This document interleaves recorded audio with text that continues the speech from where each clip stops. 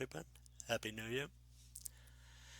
I'm going to be doing my first series. Basically, I'm going to provide evidence that shows that Christianity is more logical than other belief systems, including atheism. Since it is the start of the new year, it only makes sense to start at the beginning with creation. I'm going to look at a few different creation stories starting with the Greeks, then the Germanic, which is more commonly known as Norse mythology. We'll head to Egypt, then the Zulu people, followed by Babylon, then Hindu, and Chinese. I'm just going to touch on Native American, but only the parts that are the same. This is because in my research, they are much too numerous and diverse otherwise. This will then be followed by the modern scientific view. I'll end with Christianity. While we go through these, I want you to look for something important, something the stories, except Christianity, are missing. Okay? I'll put the links to my sources for these stories in the description. You ready? Then let's get to the Greeks. In the beginning, there was only chaos, the gaping emptiness. Then, either all by themselves or out of the formless void sprang forth three primordial deities: Gaia, or earth, Tartarus, the underworld, and Eros, love. Once love was there, Gaia and Chaos, two female deities, were able to procreate and shape everything known and unknown in the universe. So, pretty straightforward. Out of chaos came the first beings. These beings procreated and everything came from that. Now moving on to the Germanic. Before there was soil or sky or any green thing, there was only the gaping abyss of Ginnungagap. The chaos of perfect silence and darkness lay between the homeland of elemental fire, Muspelheim, and the homeland of elemental ice, Niflheim. Frost from Niflheim and billowing flames from Muspelheim crept toward each other until they met in Ginnungagap. Amid the hissing and sputtering, the fire melted the ice, and the drops formed themselves into Ymir, the first of the godlike but destructive giants. Ymir was a hermaphrodite and could reproduce asexually. When he slept, more giants leapt forth from his legs and from the spread of his armpits. As the frost continued to melt, a cow, Adhumla, emerged from it. She nursed Ymir with her milk, and she, in turn, was nourished by the salt licks in the ice. Her licks slowly uncovered Buri, the first of the Aesir tribe of gods. Buri had a son named Bor, who married Bestla, the daughter of the giant Bullthorn. The half-god, half-giant children of Bor and Bestla were Odin, who became the chief of the Aesir gods, and his two brothers Vili and Ve. Odin and his brothers slew Ymir and set about constructing the world from his corpse.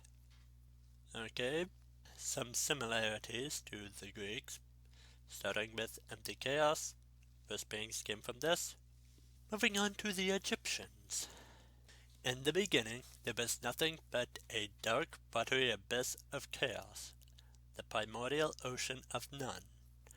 But just as the waters of the great Nile gave birth to life through the earth, out of the none came Benben. Benben, the earthy mound shaped like a primitive pyramid, emerged and became the place out of which the sun rose for the first time to light the world. It also became the place where the first god, Atum, stood. Moving further south to the Zulu people. At first there was nothing but darkness. Earth was a lifeless rock. but in that darkness dwelt a god, Umvelingingi, whose voice was like thunder, and who, when angered, would shake the world with earthquakes. Moving into Babylon. In the beginning, there was only undifferentiated water swirling in chaos. Out of this world, the waters divided into sweet fresh water, known as the god Apsu, and salty bitter water, the goddess Tiamat. Once differentiated, the union of these two entities gave birth to the younger gods. Hinduism. In Hinduism, the universe is millions of years old. In line with the Hindu belief in reincarnation, the universe we live in is not the first, or indeed the last universe. For Hindus, the universe was created by Brahma, the creator who made the universe out of himself. After Brahma created the world, it is the power of Vishnu which preserves the world and human beings. As part of the cycle of birth, life, and death, it is Shiva who will ultimately destroy the universe. The Chinese. In the beginning was a huge egg containing chaos, a mixture of yin and yang, female, male, aggressive, passive, cold, hot, dark, light, and wet, dry. Within this yin and yang was Pangu, who broke forth from the egg as the giant who separated chaos into the many opposites, including earth and sky. Alright, now moving to the Native Americans. As I said, they have a very diverse of many different stories. But the main similarities are that people started above the earth. They then differ on how men first came down to the watery world, where earth is then brought up from the ocean and expands for the people to live on it. Now that we're through mythologies, let's see what the scientists have to say. In the beginning, as far as we know, there was nothing. Suddenly, from a single point, all the energy in the universe burst forth. Since that moment, 13.8 billion years ago, the universe has been expanding and cooling down as it gets bigger. Gradually, energy cooled enough to become matter. One electron could stay in orbit around one proton to become an atom of hydrogen.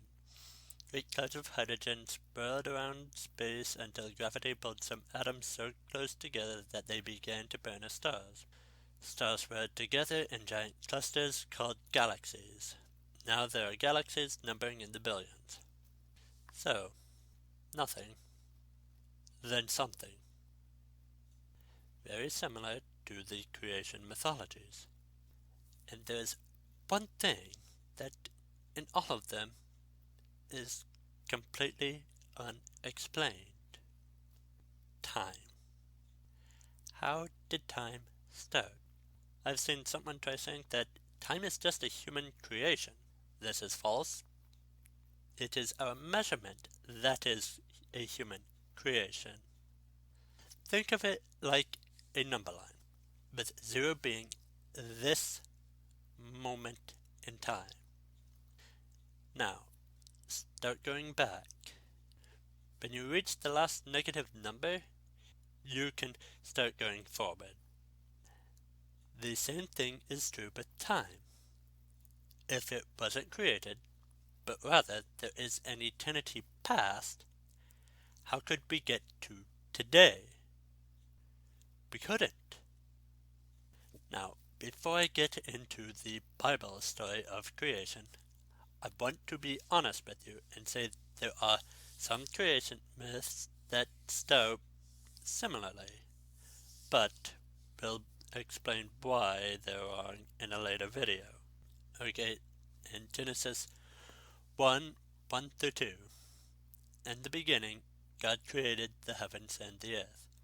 The earth was without form and void, and darkness was on the face of the deep, and the Spirit of God was hovering over the face of the waters.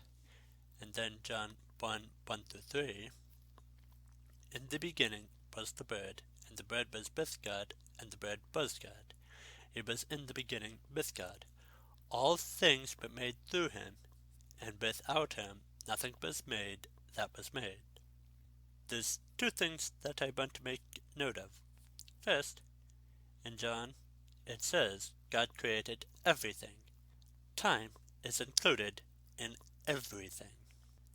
Second, going back into Genesis, it says that after God created, the earth was in the same state as some of the creation myths.